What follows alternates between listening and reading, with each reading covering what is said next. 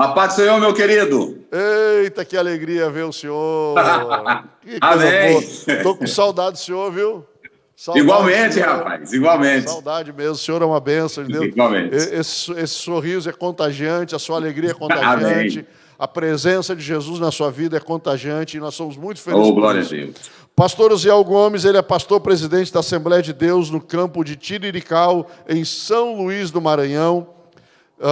Foi por mais de 10 anos diretor da Faculdade Evangélica do Meio Norte. Ele também foi por 16 anos co-pastor da Assembleia de Deus de Coroatá, no Maranhão. Ele é comentarista de lições da Escola Bíblica Dominical da CPAD, é formado em teologia, filosofia, direito, pedagogia e psicanálise. Também é pós-graduado em docência do ensino superior, tendo lecionado grego e hebraico no Seminário Batista e preside também a missão evangélica Doxa. Deus abençoe, pastor Osiel Gomes.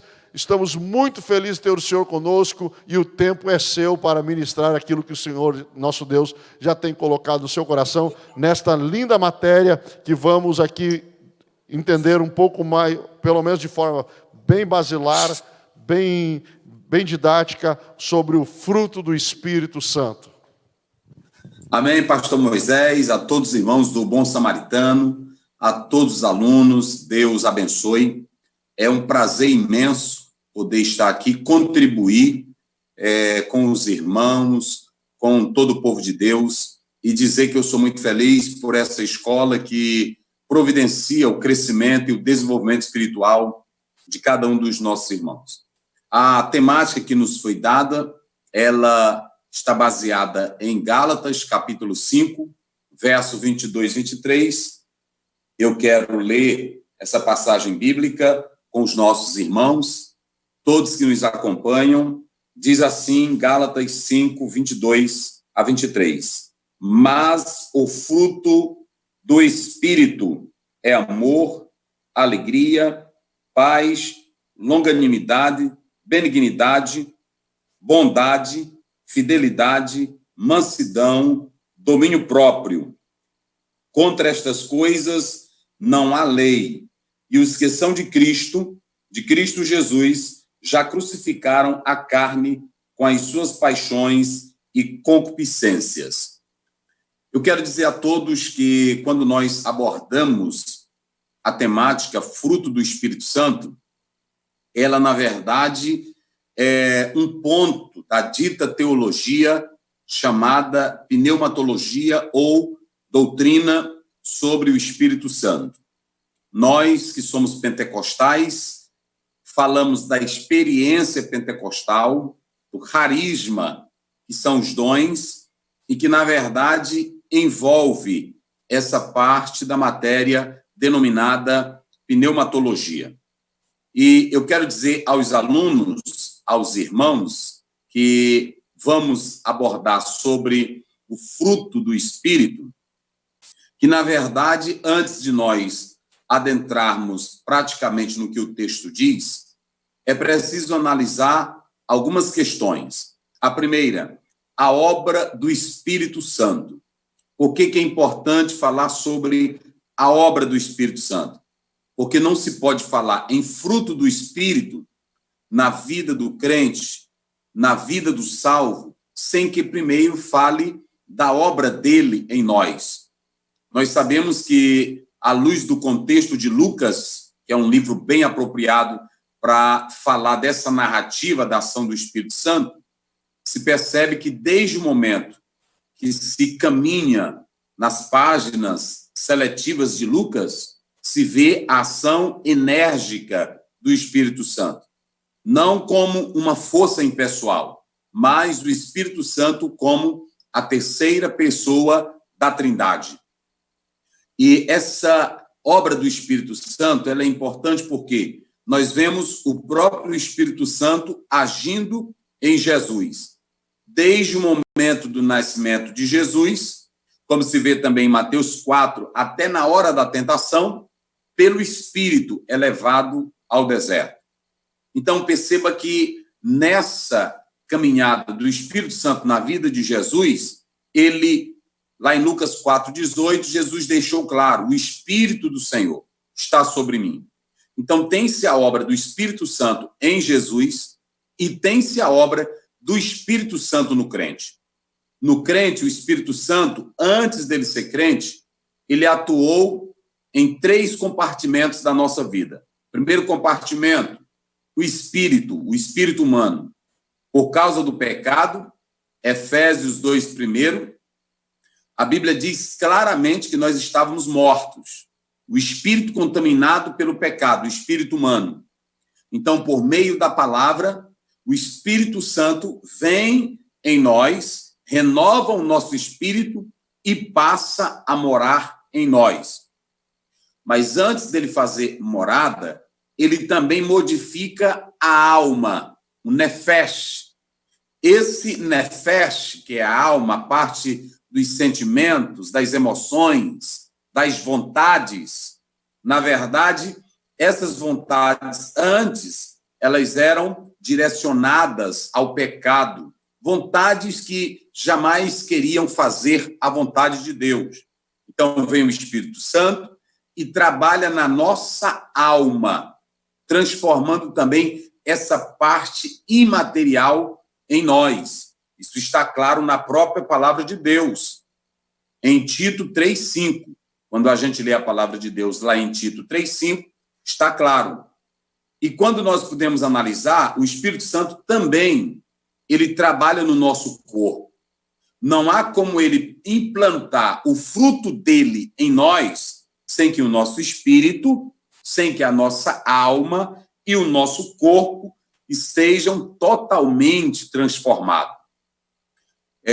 Quero dizer aos alunos, aos irmãos, que a Bíblia diz que outrora, Romanos 6,13, o nosso corpo ele era entregue à iniquidade, ao pecado.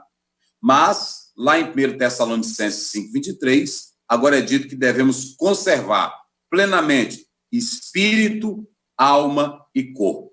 Nós, da Assembleia de Deus, e respeitamos todas as demais denominações, mas somos tricotômicos. Nós não seguimos a visão dicotômica, porque, a princípio, ela vem de um próprio neoplatonismo. Então, nós seguimos a orientação da palavra de Deus, acreditando na tricotomia, porque é bem ambígua essa questão de corpo, alma, espírito, em especial corpo e alma, dentro da perspectiva velhotestamentária. Mas o Espírito Santo ele trabalhou restaurando o espírito do homem, restaurando a alma do homem e também restaurando o corpo do homem. Em Isaías 59, verso 1, 2, 3 em diante, o profeta descreve como estava o nosso corpo. Então, não teria como o Espírito Santo implantar a produtividade dele em nós, o fruto dele em nós, para nós sermos instrumentos de Deus. Ok? Então, a primeira coisa, nós temos que analisar a obra do Espírito Santo em Jesus, a obra do Espírito Santo em nós. Em nós, ele trabalhou no corpo, na alma e no espírito. A segunda coisa é a natureza divina que é implantada em nós, para que haja essa produção do fruto. Quando nós falamos dessa natureza divina, estamos dizendo que agora o espírito transformado, o corpo transformado, a alma transformada, Deus pode implantar em nós essa natureza divina, para que nós possamos produzir frutos. Quero dizer aos irmãos que sem acontecer a obra do Espírito em nós, lá em João 16, 6, 7, a Bíblia diz que ele é quem convence do pecado, da justiça e do juízo. Ou seja, sem essa ação do Espírito, não há como ter a produtividade do fruto do Espírito em nós. Isso porque quando a gente lê Gênesis, a Bíblia diz que o fruto é conforme a sua espécie. Não há como se produzir o que é espiritual se a carne está podre, se o espírito está contaminado e se a alma está contaminada. Então, é preciso que o Espírito de Deus trabalhe em nós. É preciso que ele seja implantado em nós. E ele só pode estar em nós quando ele primeiro faz essa limpeza no corpo, na alma e no espírito. Então, nós podemos analisar que essa ação da natureza em nós, do Espírito Santo, ela traz a plenitude da vida de Deus em nós. Isso você pode ler lá em Efésios, capítulo 3, versículos 16 a 19. Eu quero só ler essa passagem, porque é muito importante. Efésios, capítulo 3, está bem aqui, eu vou ler. Efésios 3, 16 a 19. Os irmãos que nos acompanham também podem ver isso aí. A palavra de Deus nos diz assim: para que, segundo a riqueza da sua glória, vos conceda que sejais fortalecidos com poder, mediante o Espírito no homem interior. É o verso 16. Então, nós podemos analisar que, primeiramente, o Espírito Santo, ele faz essa obra na parte do nosso corpo, da nossa alma e do nosso espírito. E quando ele faz essa transformação gloriosa, aí a natureza de Deus, a vida plena de Deus é colocada em nós. Então, nós podemos analisar que com essa plenitude dessa vida, ela implantada em nós, a vida do Espírito Santo,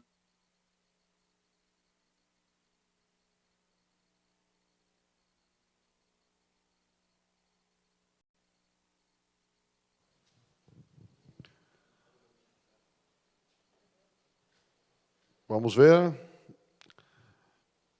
Internet é isso aí, meu irmão. Internet às vezes dá uma falha e vamos...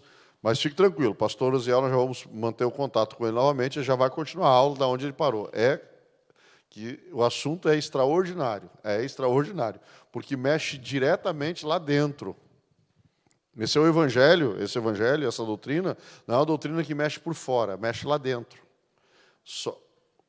Conserta, ajeita tudo lá dentro, a doutrina do fruto do Espírito Santo, certo? Voltou, pastor Uziel? Pastor Uziel, por favor, pode continuar. Aí, tá tudo certo. Amém. Ok, meus irmãos, voltando. Então, percebam que nós temos essa ação do Espírito Santo nessa tricotomia da nossa vida, do nosso corpo. Aí agora o Espírito Santo traz para nós a plenitude da vida de Deus. Deus não pode habitar, está lá em 1 Coríntios 6,19, Deus não pode habitar em um corpo contaminado, em uma alma contaminada, em um espírito contaminado. Ele só pode habitar aonde há uma transformação real. E deixa eu dizer para você que me escuta nesta hora, essa ação, ela não é filosófica, ela não é uma ação metafísica. Essa ação aqui, ela é uma ação totalmente divina, produzida pelo Espírito Santo de Deus, para que Deus habite em nós. A vida plena de Deus só pode habitar em nós quando ele trabalha nessas 3 áreas da nossa vida. Então, ele traz a vida de Cristo para nós. Os irmãos podem meditar na palavra de Deus em Romanos 8, 29 e também em Colossenses 3, 10. É muito importante atentar para isso. Quando nós analisamos, eu vou ler aqui só para os irmãos acompanharem comigo, Romanos, capítulo 8, versículo 29, olha o que a palavra de Deus diz para nós, ok? 8, 29, está escrito assim na palavra.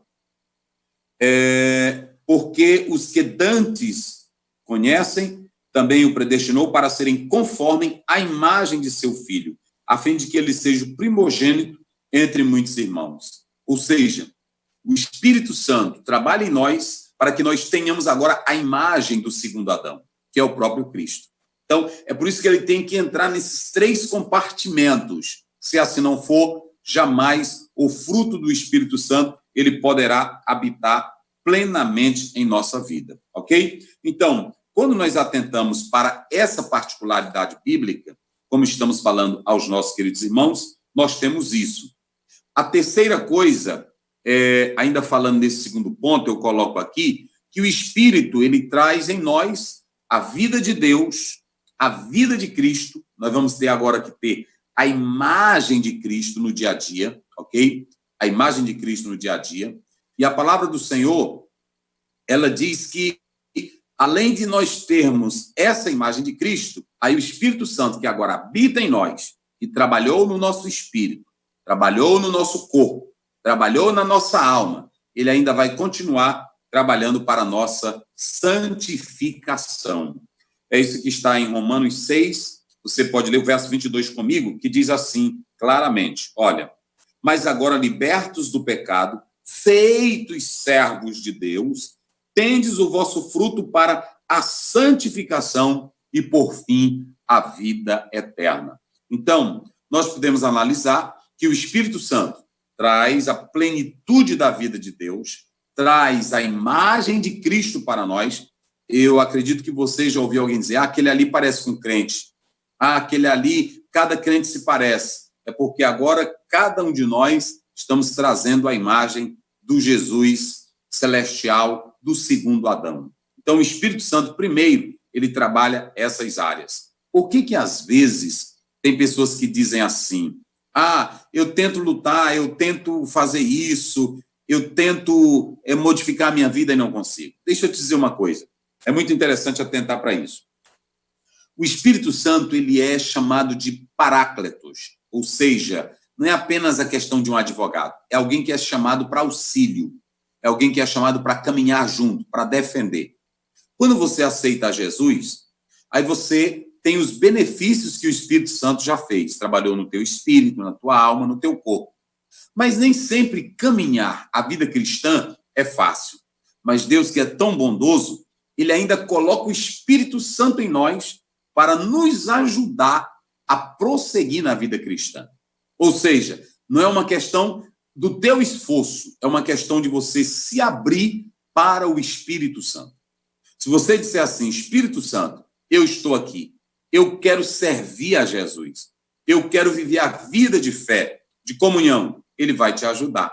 Então não é uma questão, tem pessoas que dizem assim, eu quero viver a vida cristã, eu estou me esforçando para ler Bíblia, eu estou me esforçando para jejuar, eu estou me esforçando para orar. Não é assim. O Espírito Santo, ele é o nosso auxílio. O Espírito Santo, ele é o nosso companheiro. O Espírito Santo, ele é o nosso ajudador. O interessante aqui, se você analisar, é que o Espírito Santo, quando ele vem para nós, trazendo essa natureza de Cristo, a plenitude da vida de Deus, ele vai me ajudar a viver a vida cristã. Se você ler o texto de Gálatas, capítulo 5, do versículo 16 até o versículo 19, você vai ver que Paulo, ele está em um duelo com a igreja, porque a igreja estava tentando viver pela lei, que era o legalismo. E também pela lei, o que eles iriam produzir? Obras da carne. A palavra grega é ergon. Ergon quer dizer algo que alguém se ocupa. Então, a igreja lá de Gálatas, o que acontecia? Eles tentaram produzir a salvação pela obra da lei, que é o ergon. Esse ergon são obras pelos esforços próprios. Então, quando eles tentaram viver pelo legalismo da lei, começou a ter briga, começou a ter contenda, começou a ter desavença. As 4 áreas das áreas da carne, que se você analisar, aí no texto vai mostrar, essas áreas, elas começaram a ter polêmicas, problemas, porque era cada pessoa querendo se esforçar para fazer a obra. Então, querido aluno, faça a distinção aí entre obra e fruto. Nós vamos já falar o que é o fruto do Espírito, mas faça a distinção entre obra e fruto, entre ergon e karpos. Se você pegar ergon, são obras que vocês se esforçam nelas, ok? Já a palavra karpos, frutos, na verdade, ela fala de algo que vem, de algo que se origina, de alguma coisa. Então, perceba que o fruto, ele nasce sem esforço. Ele nasce de modo livre, espontâneo. Já a obra, aqui dentro dessa concepção, é um esforço. Então, quando você diz assim, eu vou me esforçar para orar, eu vou me esforçar para ler Bíblia, você nunca vai conseguir, porque isso aí é uma área espiritual. E as coisas espirituais, está lá em 1 Coríntios 2, 14 e 15, elas só se discernem espiritualmente. Então, a Bíblia diz que na carne você tem obras, no espírito você tem frutos. É muito interessante. Por isso que quando Paulo ele pega a carta aos Gálatas, ele mostra que os irmãos lá, tentando andar na carne, se você ler aí o verso 15, eles começaram a brigar, a criar desavença, a criar polêmicas. A Bíblia diz que eles se mordiam uns aos outros. Por quê? Porque estavam andando nas obras da lei. Ou seja, era um legalismo. A vida cristã não pode ser um legalismo. Então você tem uma vida cristã no espírito que não traz obras, mas que traz frutos. O karpos, algo que nasce, que é originado de alguma coisa. Na verdade, esse karpos grego é fruto. Mas esse fruto, ele pode falar de um fruto de uma árvore, de alguma coisa, mas aqui está falando de algo que vem do Espírito Santo. Então, é muito interessante, porque o Espírito Santo, ele traz essa santificação. A santificação não é um esforço seu. A santificação é o fruto do Espírito, que está em nós, que faz com que queiramos ser como Jesus, que faz com que desejemos cada vez mais andar como Jesus. É isso que está aí na palavra de Deus. Então, a terceira coisa que eu quero pontuar aqui é sobre a expressão do singular. Porque fruto e não frutos. É preciso dizer o seguinte, essa aqui é uma forma didática, pedagógica de Paulo falar, porque a palavra fruto no singular, e ela está dando a ideia de uma fonte, O pastor Eurico Bergsten, ele diz o seguinte, que o Espírito Santo aqui, ele é comparado a uma laranja, que tem vários gumes, mas é uma fruta só. Então, a fonte é uma só. A fonte é uma só que se manifesta em diversas virtudes. Então, o que seria essas diversas virtudes? Por que Paulo agora está dizendo mas? É muito interessante, vocês que me escutam, no verso 22, ele diz, mas o fruto, está aí no 22, deixa eu olhar aqui, está assim, ó, rodé karpos, tu pneumatos. Por que o texto está dizendo pneumatos? Aqui é uma palavra neutra, mas está falando do espírito. Esse espírito aqui, que o próprio texto ele está falando, é a energia, é a vida, é a ação que vem do espírito. Quando Paulo usa o verbo andai no espírito, esse verbo andar quer dizer comportem-se, tenham um estilo de vida. É o verbo peripateu. Esse verbo peripateu é comportar-se, é modelar-se, é ajustar-se, ok? Agora, preste bem atenção. Quando você vivia lá no mundo, quem dirigia você era um espírito não transformado, era um corpo imundo e era uma alma com desejos pecaminosos. Então, quem mandava em você era Satanás, era o sarcos. Sarcos é a palavra aí para carne. Essa palavra sarcos, ela pode ser aplicada à carne, mas ela pode ser aplicada especialmente à natureza influenciada pelo pecado. Então, quando você não está em Deus, quando a sua vida não está no controle do Espírito Santo, quem manda é o sarcos. E aí, se você pegar do 16, você vai ver as obras da carne. Vocês podem analisar aí que Paulo está mostrando que as obras da carne, do sarcos, elas são maléficas. E Paulo diz em Romanos 8:8 que quem anda na carne não pode agradar a Deus. Então, prestem bem atenção, na carne você não tem frutos, você tem obras. Na carne você tem obras. No espírito, você tem fruto. Então, quando você anda no espírito, esse paripatel, você quer imitar Jesus. Você quer se subordinar à vontade do Senhor. E aí, quando se fala desse fruto, que na verdade é a fonte, o Espírito Santo agora em você, ele vai fazer com que todas as suas ações, virtudes, sejam parecidas com Jesus. Aí é que ele vai enumerar, como muitos falam, 9 frutos.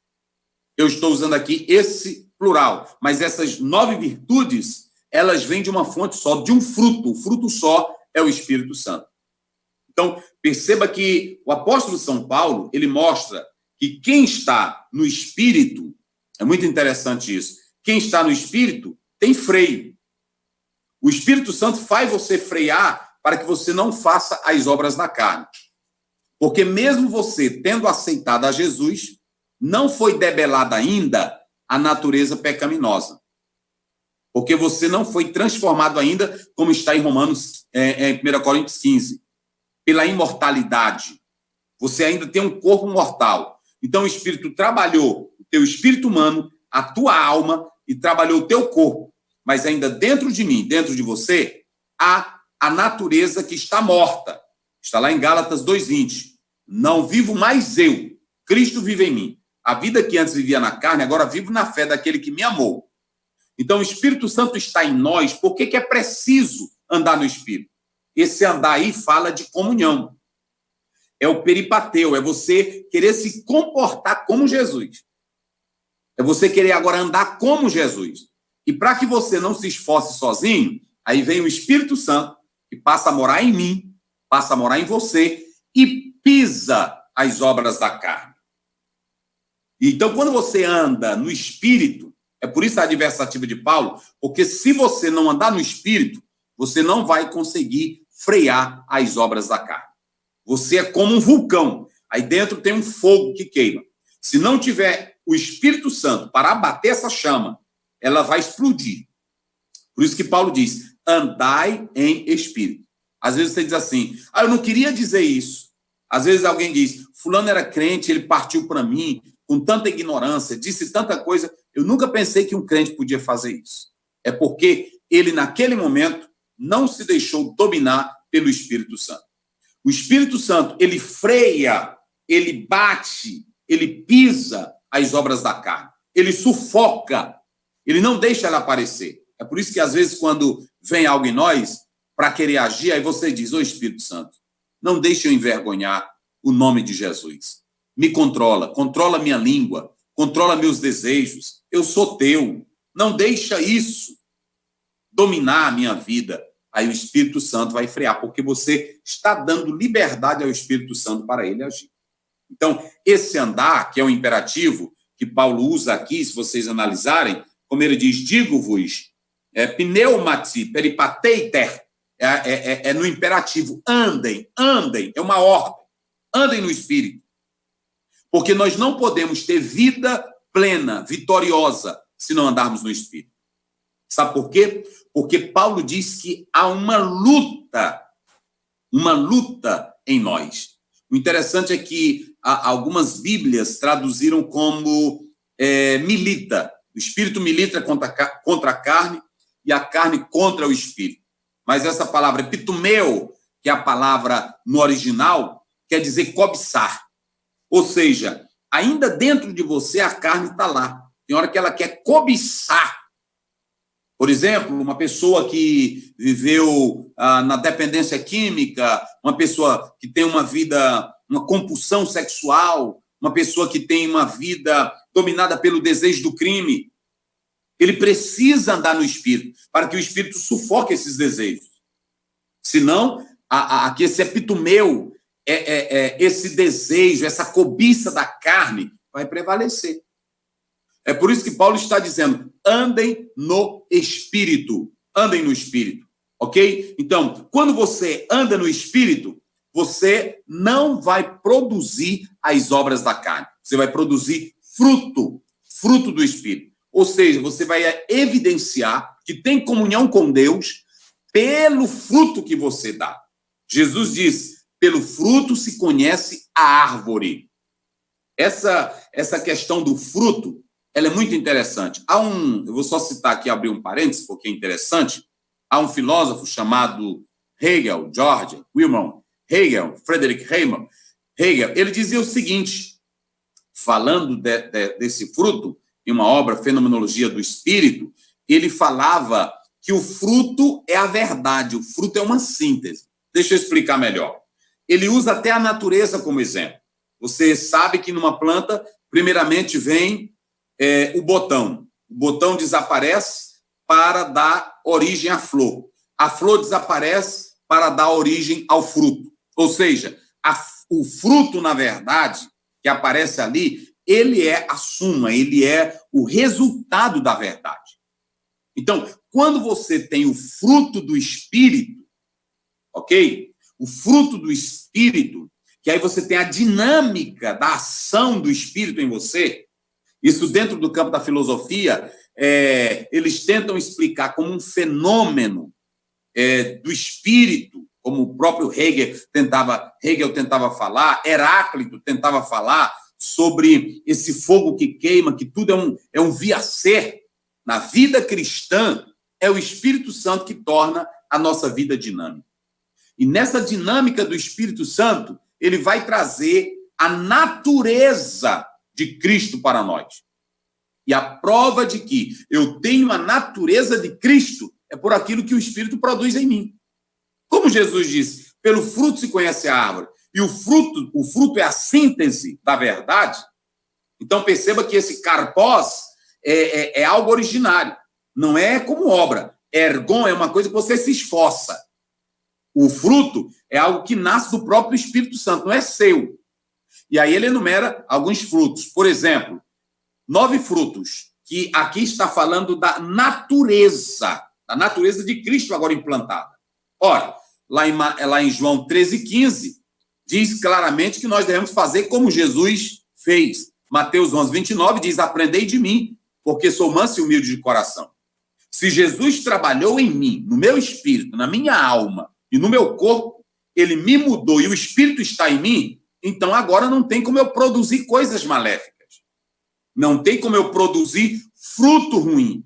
Eu vou produzir qualidade de vida vinda do Espírito Santo, ok? É por isso que Paulo diz, andai, comportem-se pelo Espírito.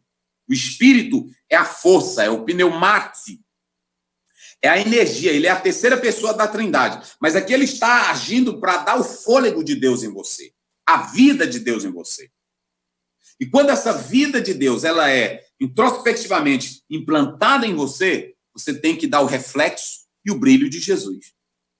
As pessoas vão amar você, as pessoas vão confiar em você, você sempre será amável, aceito, porque você não vai produzir obras maléficas, você vai produzir fruto e não seu, é do Espírito Santo. Aí ele enumera, por exemplo, o ágape, que é o amor, é o primeiro, o amor. O amor é a própria essência de Deus. Em 1 João 4 ele diz, Deus é amor. O amor é a seiva. O amor é a seiva que liga, ele é como um óleo que faz toda a engrenagem desenvolver. Qualquer ação minha sem o amor não tem futuro. Então, a primeira coisa, o amor é a base da decisão. Esse agape que aparece aí é a base da decisão. Está lá em 1 Coríntios 13. Paulo diz isso. O amor tudo crê, o amor tudo sofre, o amor tudo suporta. E tudo tem que ter amor. Qualquer ação minha sem amor, sem a influência do amor de Deus, é legalismo. Então ele fala do amor. Mas se vocês analisarem esse fruto do amor, ele é a fonte de onde se emana, diríamos assim, de onde todas as outras virtudes serão molhadas pelo orvalho do amor. A engrenagem, todo o maquinário vai funcionar porque tem um óleo do amor. Aí, Paulo prossegue, ele fala do segundo fruto, por exemplo, é o rara, alegria, gozo. Eu acho melhor a palavra gozo. A alegria, ela é muito circunstancial. Você passa no vestibular, tem alegria. Você passa numa prova, tem alegria. Compra um carro, tem alegria. Gozo é algo que atinge a nossa alma, o nosso espírito, a nossa vida. E Jesus disse, eu vou dar um gozo para vocês que ninguém pode tirar. Ou seja, nosso gozo independe das circunstâncias. Nós temos alegria em toda e qualquer circunstância, porque o gozo que nós sentimos não vem de nós, vem do Espírito Santo de Deus. Vem do Espírito Santo. É por isso que Paulo, quando escreve lá em Filipenses 4, quando você lê pelo versículo 4, ele diz, regozijai-vos no Senhor. No Senhor. Essa alegria, ela não é produto das circunstâncias. Esse gozo não é provocado por algo que me traz alegria. Esse gozo é algo que vem do céu para mim. É o rara. Aí você tem esse gozo, mas aí você tem também a outra coisa. Você tem a paz, eirene. Essa palavra paz, ela pode ser saúde, ela pode ser vida, ela pode ser alegria, ela pode ser ausência de ódio. Mas ela também é a paz que Deus dá ao nosso coração. E a paz de Deus, que excede todo o entendimento, guardará os vossos corações e os vossos sentimentos. Está lá em Filipenses 4:7. Então, perceba que você tem uma paz que não vem da ONU, uma paz que não vem de um medicamento. Você tem uma paz que vem do próprio Deus. Essa paz, ela tanto te dá a paz de Deus com a paz com Deus. Por meio da morte de Cristo, nós temos a paz com Deus, mas nós temos a paz de Deus que vem pelo fruto do Espírito. Nós temos aí a macrotomia, longanimidade, ou melhor, alguns colocam como também paciência. É essa longanimidade que nós podemos analisar aqui, é um ânimo longo. É um ânimo longo. É aquele ânimo que você mesmo, em qualquer circunstância, sabe ter paz, sabe ter paciência e assim por diante. Ela é chamada de macrotomia, como está no próprio texto grego. Então, nós podemos analisar que isso é por demais importante na vida do cristão. Nós temos o Chrestotes, que é a palavra aí, benignidade. Essa benignidade é a generosidade. Essa benignidade é a amabilidade. O interessante é a condição de tratar os outros com carinho, com meiguice, suave. Vocês sabiam que um crente que agora tem trabalhado as suas 3 áreas, o Espírito implanta isso aqui, tudo é a natureza de Jesus. É a natureza de Jesus. Esse fruto é a natureza de Jesus em nós. Ok? Então é muito interessante nós atentarmos para isso. E essa macrotomia é essa paciência longa. E essa benignidade é você tratar os outros de modo cortês, alegre. Vocês sabiam, quando a gente lê a palavra de Deus, claramente, quando Judas traiu Jesus, Jesus ainda chamou Judas de amigo. Preste bem atenção, que isso é muito interessante para nós atentarmos. Aí nós temos a outra palavra aí para nós corrermos aqui, bondade. Essa expressão bondade, agatocine, é a palavra bondade benéfica.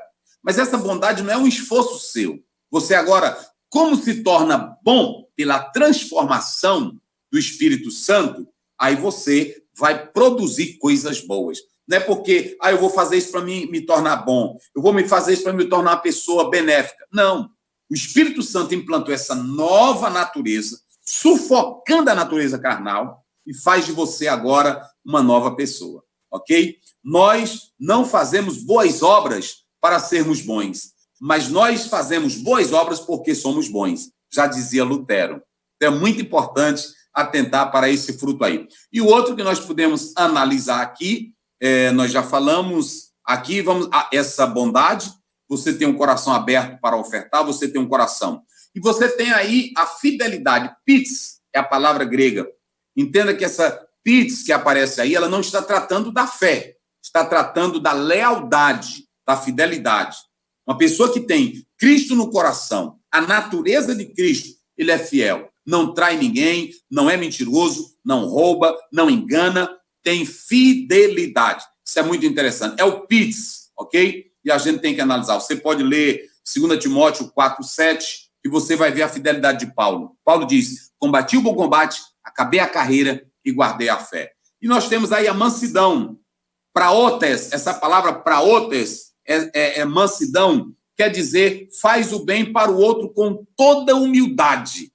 Faz o bem para o outro com toda humildade. Ele tem essa bondade na vida, ele tem essa comunhão, essa mansidão. Ele se torna uma pessoa serena, branda, pacífica, uma pessoa liana, uma pessoa meiga.